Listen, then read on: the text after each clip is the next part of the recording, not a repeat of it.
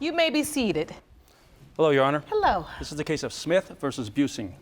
Thank you, Jerome. You're Good day, everyone. Good day.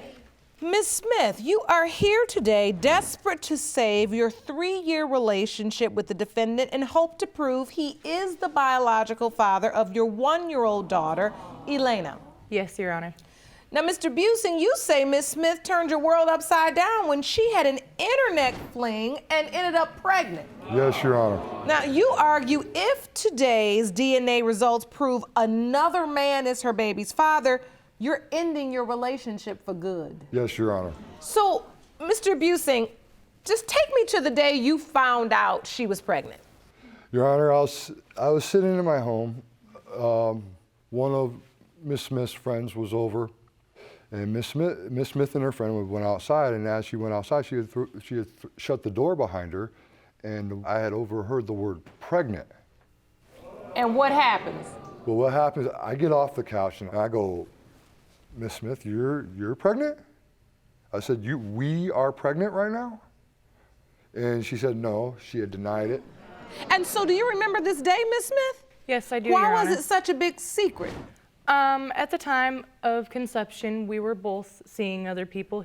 So when did you finally open up and just say to Mr. Busing, I'm pregnant and you may be the father?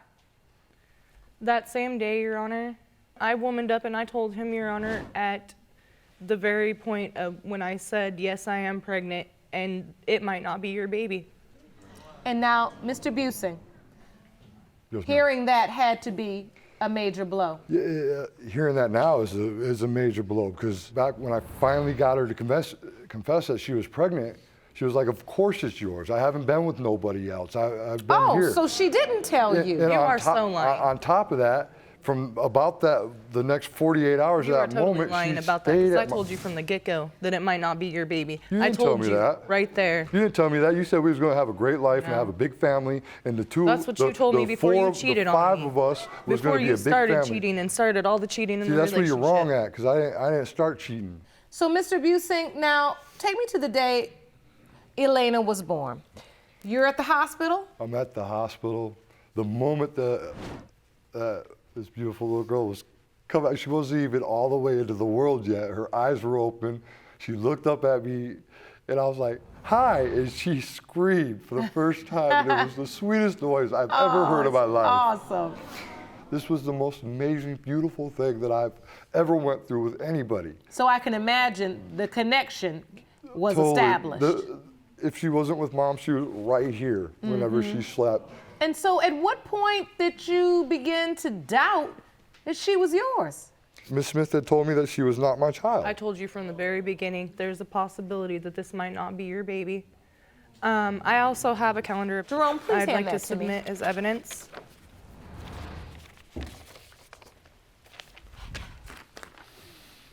Thank you.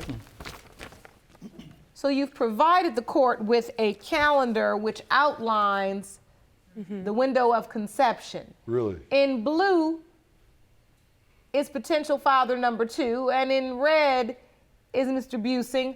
Outlined in green is the window of conception. So on the days of September 11th through 13th, you slept with both men without protection. Yes, Your Honor. So 9 months later, baby Elena was born, Yes, Your Honor. which left you with a real doubt as to who her biological father is. So, Mr. Busing, Yes, Your Honor. was this ever made so clear to you as it is on this calendar? This Your Hon- is Your Honor, the my 11th and the 13th. My stomach's turning right now as we speak. I have told you from the very beginning, from the get-go, and you act like you don't even know right now. Not like this, you haven't. I have told you from the very get-go. No. I womaned up and I told you from the very start that this baby might not be yours, because I didn't want to lie. I know what it's like, Your Honor, to grow up without knowing who your real father is. Do you know where to find this other man if, in fact, Mr. Busing is not her biological father? Your Honor, after a while, him and I stopped talking because I wanted to work things out with Mr. Busing. I want to be a family with him. I haven't talked to him since because he kind of just disappears off the face of the planet. So you lost contact with him. Right. So when you look at Elena, does she look like the other man at all? Or does she look like Mr. Busing in your opinion? Your Honor, I feel like she looks like Mr. Busing. I also have some more evidence to submit as to why I have doubt also. She does have those blue eyes. Jerome, will you hand that to me, please? Thank you. Welcome. So what you're saying is Elena has blue eyes, Yes, Your Honor. Mr. Busing has brown eyes, you have brown eyes, and the other guy has what color eyes? Blue eyes, Your Honor. When you see that picture, Mr. Busing, what are you thinking? We don't, in my family, we don't have blue eyes. And it does raise some doubt. If you want more episodes of Paternity Court, make sure to subscribe and click on the notification bell.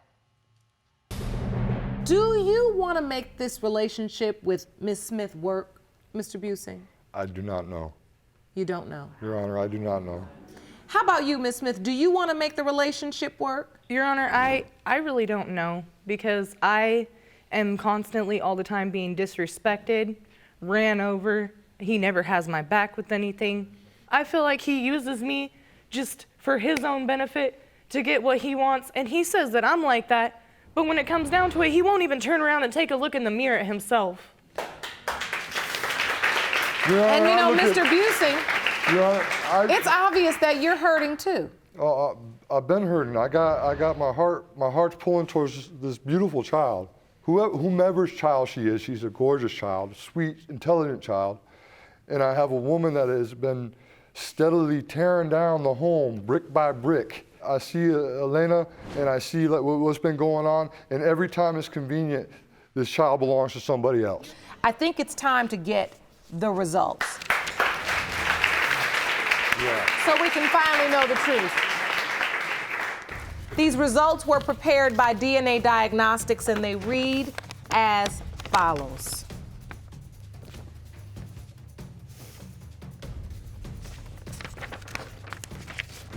In the case of Smith versus Busing, when it comes to 1-year-old Elena, Mr. Busing, you are the father.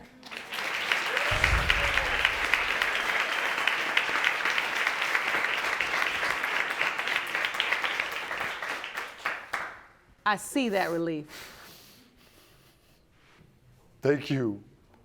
Nobody can tell me nothing now. That's my baby. Yep. It's my baby. I'm wishing you all the best of luck. Court is adjourned. Thank you, Your Honor. This is the case of Joseph versus Kilgore. Thank you, Jerome. Good day, everyone.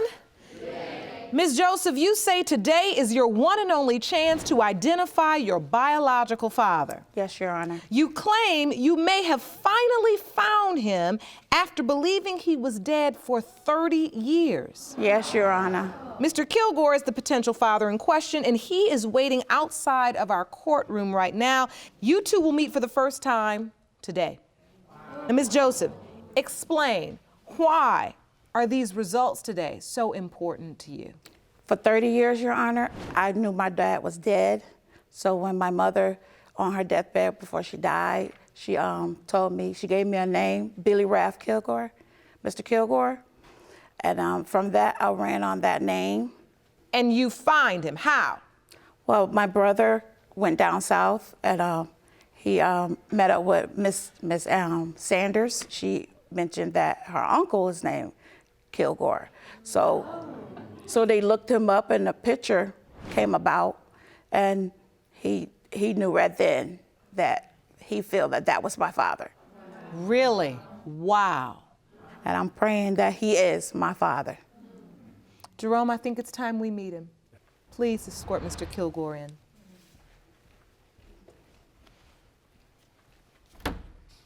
Hello, sir. Come with me. Can I give him a hug? Yes, you may. Is that okay, Mr. Kilgore? Yeah.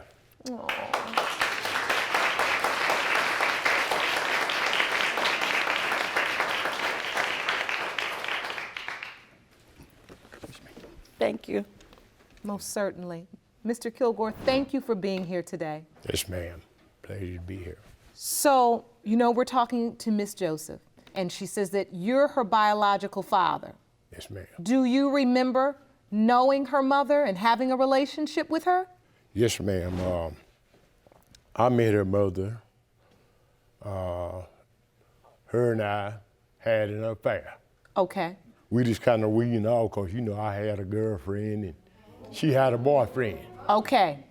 So you all just kind of let it fizzle out. Yes, ma'am. Do you ever remember hearing that Miss Joseph's mom was pregnant? No, ma'am. Never. Never. She said, well, you know, my mother told me that you were my father. I said, well, yeah, send me a picture, which is this photo right here. Let me see that, please, Jerome. She was 36 years old when I first found it out. Wow. So for 36 years, you never heard a thing about this girl. Never heard a thing. So she sends you a picture. Right. This picture here. And this is the first picture you got where you laid eyes on her. Right. What did you think? Well, she got some pictures of me and one of my nieces. So when you stared at this picture, you said, I do see similarities between Right. this young girl, Right. myself, and my family. Right. Miss Joseph, so when you made contact with Mr. Kilgore and he said, send me the picture, I mean, what were you feeling like? Hopeful? Were you just nervous or? I was nervous. I was happy because he sounded like he felt like I was his daughter. So when So you felt like he was receptive? Yes, ma'am. Okay. Yes, Your Honor. And it was just amazing. And so you really felt full? Yes. You felt like there was a I felt full, but I wasn't sure. Still doubtful? Still doubtful because I don't want to put my heart in something and it's not there. I hope this time, you know, I am the lucky one because, you know, I want her to have a father. I want her to know her father. So, Miss Joseph, Yes, Your Honor. you've brought a witness today. I'd like to hear from them. Please stand, sir. State your name for the court. My name's Sylvester Johnson. Mr. Johnson, you are Ms. Joseph's brother? Yes, ma'am. All right. Take me to the day you first found Mr. Kilgore. Well, I was on my way to Florida, where we live, our home state, and my sister introduced me to a young lady, and we began to be friends and share a lot of family information because we both come from the same town. And she told me the name, well, Kilgore came up, that her mother was in that family, and I remembered that's the name my mother gave us for April's father. Okay, this is amazing. You're talking to a person you just meet randomly. Yes, ma'am. Once she showed me the picture, I kind of was definitely, she has features of Mr. Kilgore. Wow. Called her and let her know that I believe I found your father. Wow. So when you got that call from your brother, what were you thinking? I was excited, and I just felt it right off the bat that, yeah, he was my father. The stakes are high. It is. If, in fact, Mr. Kilgore is not your biological father, since your mother has passed on, you won't be able to get any other name. This is it. This is all I got. Do you want to watch Paternity Court on TV? Go to paternitycourt.tv to find your local listings. I really feel in my heart that he's my father, so this is it. If not, I'm gonna still look at him as my father. If he's not, I'm gonna still call him, and he's still my father. I think it's time for the results. Jerome? Right. The results were prepared by DNA Diagnostics, and they read as follows.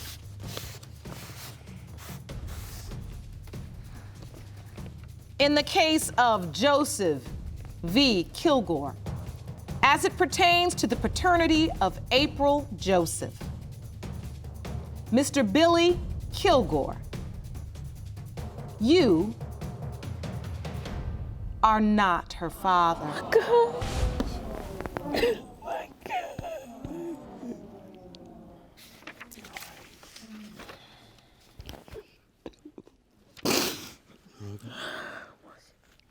It's okay.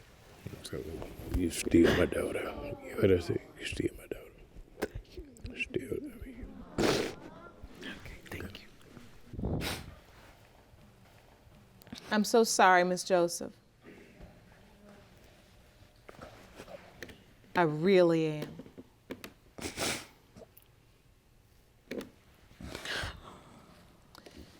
Maybe she truly believed Mr. Kilgore was your father.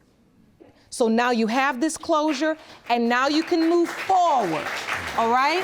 Mr. Kilgore, I thank you for not only being open and receptive to this beautiful young woman, but for coming here today to try to answer her questions and your own.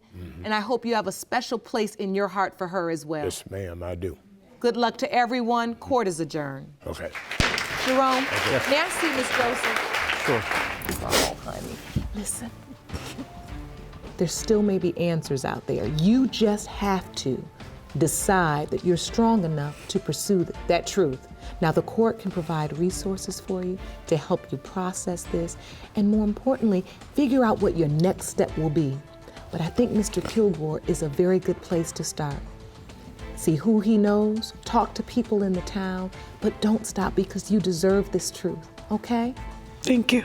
Stay strong, all right? I'll be checking on you. Thank you. All right, good luck to you. Thanks.